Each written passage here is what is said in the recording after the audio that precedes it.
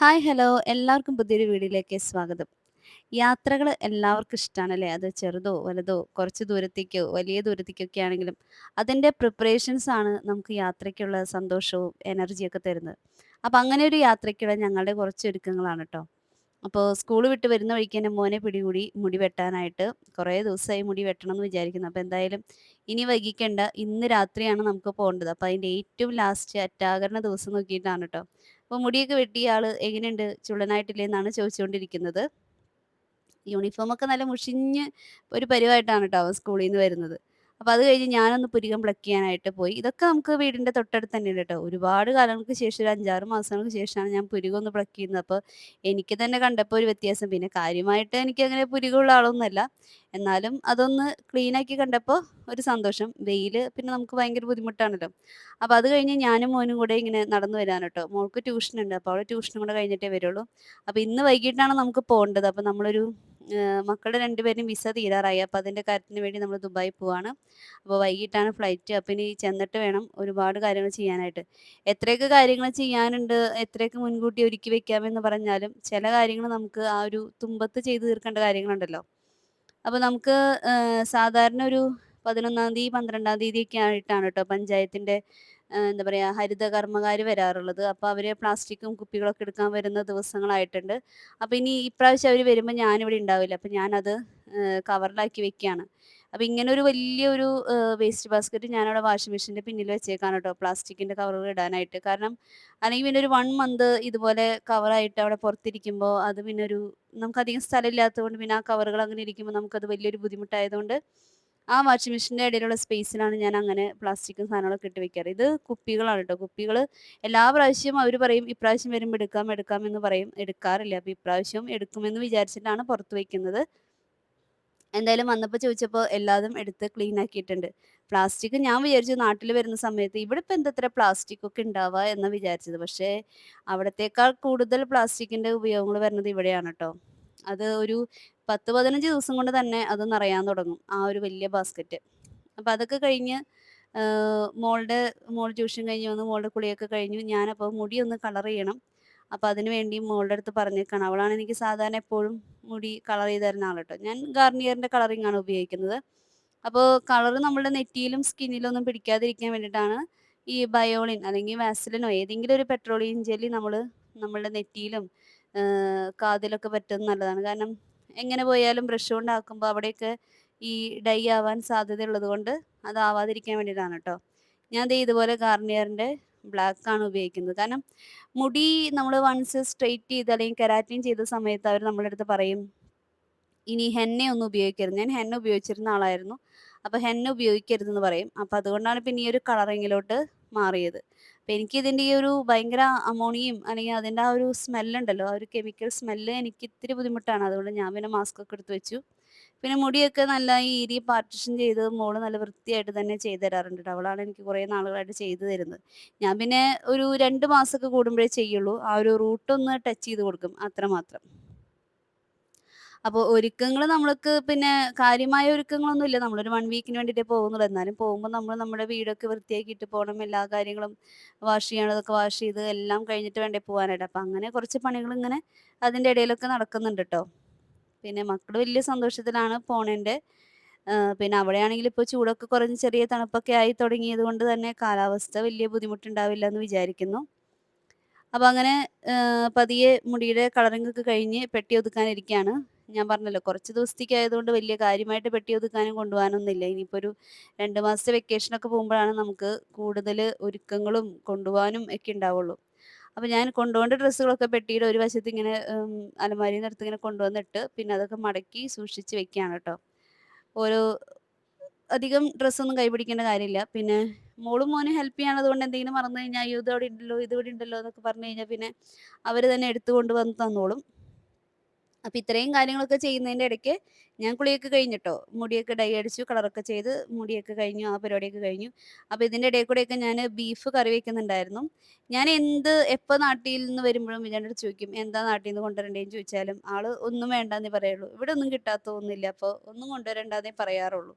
പക്ഷെ എന്നാലും ബീഫ് എന്ന് പറയുന്ന ഒരു സംഭവം നമ്മളവിടെ നമുക്ക് സുലഭമായി കിട്ടുന്നതാണെങ്കിലും നാട്ടിലെ ബീഫിന്റെ ടേസ്റ്റും അവിടുത്തെ ബീഫിന്റെ ടേസ്റ്റും രണ്ടും രണ്ട് തന്നെയാണ്. അപ്പൊ അതുകൊണ്ട് ഞാൻ ഇത്തിരി ബീഫ് എല്ലാം കറിയൊക്കെ വെച്ച് കഴിഞ്ഞിട്ട് സാധാരണ നമ്മൾ ചിലപ്പോൾ വെറുതെ വേവിച്ച് കൊണ്ടുപോകാറുണ്ട്, അല്ലെങ്കിൽ ഉപ്പും മഞ്ഞളിട്ട് വേവിച്ച് കൊണ്ടുപോകാറുണ്ട്, അല്ലെങ്കിൽ അങ്ങനെയൊക്കെയാണ് നമ്മൾ കൊണ്ടുപോകാറുള്ളത്. ഇന്ന് ഞാൻ ഫുള്ളായിട്ട് എല്ലാ കറിപ്പണികളും കഴിഞ്ഞ് നന്നായി ചൂടാറിയതിന് ശേഷം സിപ്ലോ കവറിലാക്കി എയറൊന്നും ഇല്ലാതെ നന്നായി തുടച്ച് വൃത്തിയാക്കി എയറൊന്നും ഒട്ടും ഇല്ലാത്ത രീതിയിൽ സിപ്ലോ കവർ ലോക്ക് ചെയ്യാണ്. അന്നേരം ഞാനിനി ഫ്രീസറിൽ വെക്കും. അപ്പോൾ ഫ്രീസറിൽ ഇനി ഒരു 3-4-5 മണിക്കൂർ നമുക്ക് നേരം വൈകി ഒരുപാട് പുലർച്ചെ സമയമായിട്ടേ പോകേണ്ട കാര്യമുള്ളൂ. അപ്പോൾ ഒരുപാട് സമയം അത് ഫ്രീസറിൽ ഇരിക്കുമ്പോഴേക്കും അത് നന്നായിട്ട് കട്ടയായി അതിൽ നെയ്യൊക്കെ കട്ടയാവും. ഇങ്ങനെ കറി വെച്ച് കൊണ്ടുപോകുന്നതിന്റെ കാര്യം എന്താണെന്ന് വെച്ചിട്ടുണ്ടെങ്കിൽ നമ്മൾ പലപ്പോഴും ഇങ്ങനെ വേവിച്ച് കൊണ്ടുപോകുമ്പോഴോ അല്ലെങ്കിൽ അതിന്റെ ഊറ്റി കൊണ്ടുപോകുമ്പോഴൊക്കെ അതിന്റെ നെയ്യിന്റെ ഒരു അംശമൊക്കെ പോയിട്ടുണ്ടാവും. അപ്പോൾ പിന്നെ നമ്മുടെ ബീഫ് കറിയുടെ ടേസ്റ്റിൽ തന്നെ ഒരു കുറവ് വരും.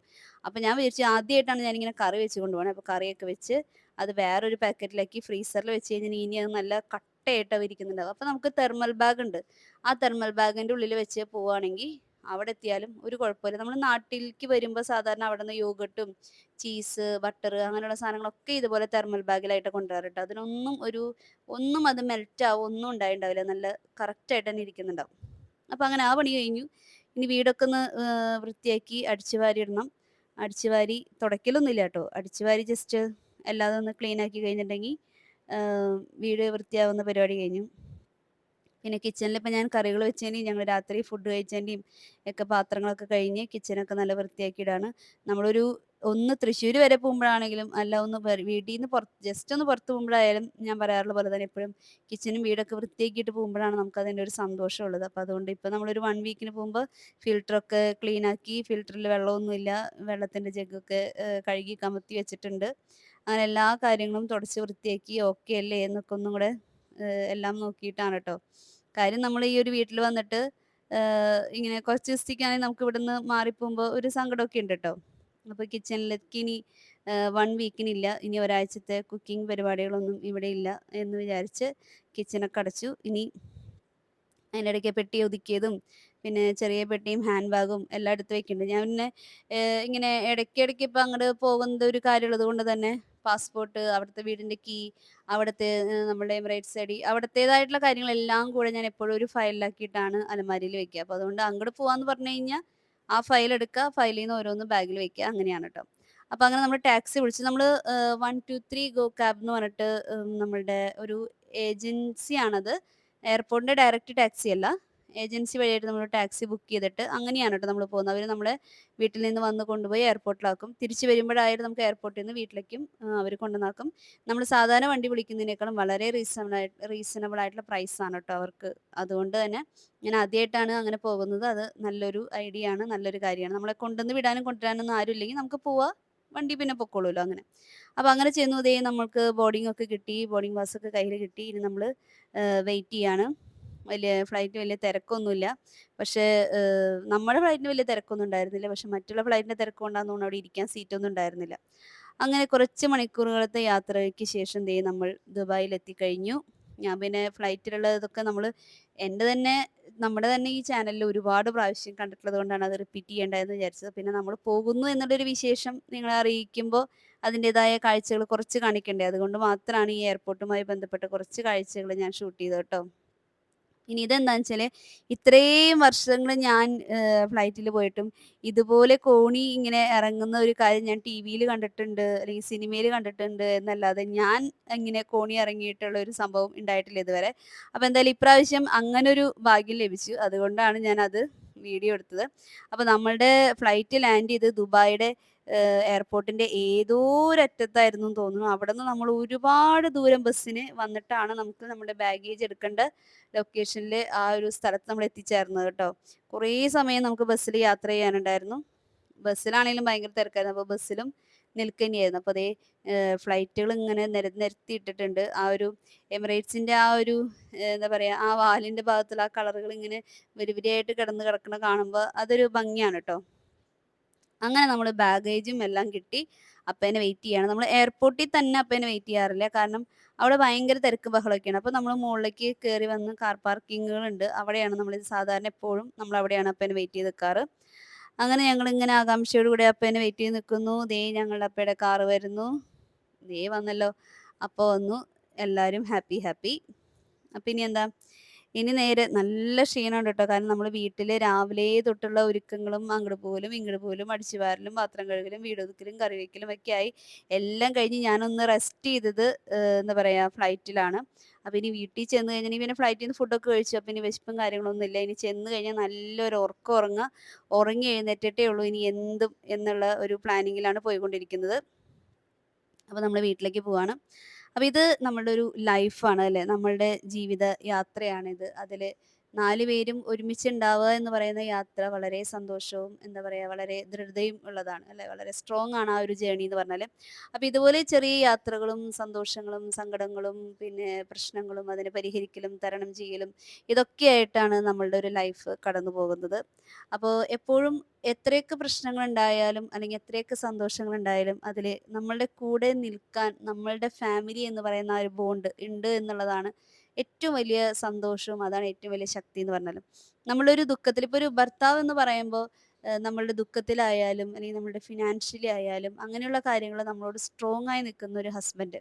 ഒരു വൈഫ് എന്ന് പറയുമ്പോൾ ഏതൊരു പ്രതിസന്ധിയിലും അല്ലെങ്കിൽ ഏതൊരു ഇല്ലായ്മയിലും കുഴപ്പമില്ല സാരമില്ല അതൊക്കെ ശരിയാവും നമുക്കത് അഡ്ജസ്റ്റ് ചെയ്യാലോ അങ്ങനെ നമ്മളതിലൊരു ഏത് ദുഃഖത്തിലാണെങ്കിലും ഏത് ഇല്ലായ്മയിലാണെങ്കിലും സന്തോഷം പ്രകടിപ്പിക്കാനും ആ സ്നേഹം പ്രകടിപ്പിക്കാനും കഴിയുന്ന ഒരു ഭാര്യയും പിന്നെ നല്ല പൊന്നും മക്കളും ഉണ്ടെങ്കിൽ ഈ ഒരു കുടുംബ ജീവിതം എന്ന് പറയുന്ന ആ ഒരു ലൈഫിനേക്കാളും അതിനേക്കാളും വലിയൊരു സന്തോഷം ലോകത്തിൽ വേറെ ഒന്നിനും ഇല്ല എന്ന് വിശ്വസിക്കുന്ന ഒരു ഭാര്യയും ഭർത്താവാണ് ഞാനും വിജയണ്ണും ട്ടോ.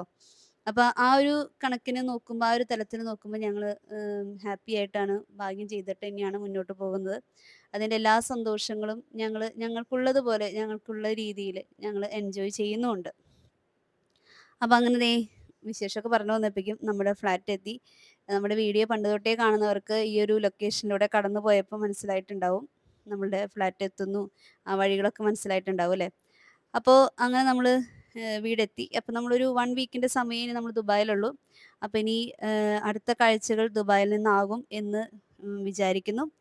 അപ്പോൾ എന്തായാലും നമ്മള് സേഫായി സന്തോഷമായിട്ട് വീട്ടിലെത്തി. ഇനി കുറച്ച് ദിവസങ്ങള് എല്ലാവരും 4 പേരും ഒരുമിച്ചുണ്ടാകുമ്പോഴല്ലേ നമ്മളുടെ ഒരു ലൈഫിനൊരു പൂർണ്ണത ഉണ്ടാവുന്നത്. പക്ഷേ പല സാഹചര്യങ്ങൾ കൊണ്ടാണ് നമുക്കങ്ങനെ ഒരുമിച്ച് ജീവിക്കാൻ പറ്റാത്ത അവസ്ഥകൾ ഉണ്ടാവുന്നത്. എന്തായാലും ഉള്ള സമയം സന്തോഷിക്കാം. അപ്പോൾ അടുത്തൊരു വീഡിയോയിൽ പെട്ടെന്ന് കാണാം. See you soon. Bye by.